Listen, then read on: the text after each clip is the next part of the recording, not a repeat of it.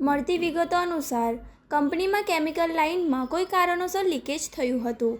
આ લીકેજના સમારકામ માટે કંપનીમાં શટડાઉનની પ્રક્રિયા હાથ ધરવામાં આવી હતી.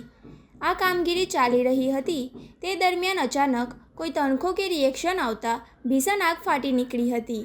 આ આગ એટલી ઝડપથી પ્રસરી કે ફેક્ટરીમાં કામ કરી રહેલા કર્મચારીઓમાં અફરાતફરી મચી ગઈ હતી અને જીવ બચાવવા માટે દોડધામ થઈ ગઈ હતી. મોડી રાત્રે લાગેલી આ આગ એટલી વિકરાળ હતી કે ધુમાડાના ગોટા ગોટા દૂર સુધી જોઈ શકાતા હતા.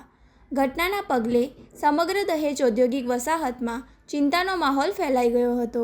ઘટનાની જાણ થતાં જ દહેજ અને આસપાસના વિસ્તારના ફાયર ફાઇટરો તાત્કાલિક ઘટના સ્થળે દોડી આવ્યા હતા.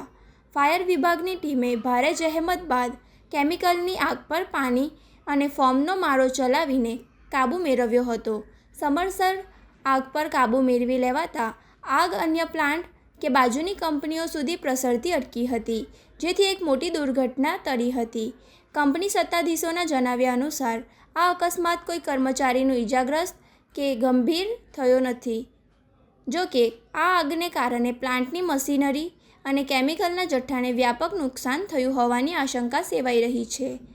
હાલમાં ફાયર અને સેફ્ટી વિભાગ દ્વારા આગ લાગવાના ચોક્કસ કારણો અને કુલ નુકસાનીનો અંદાજ મેળવવા માટે ઝીણવટભરી તપાસ શરૂ કરવામાં આવી છે.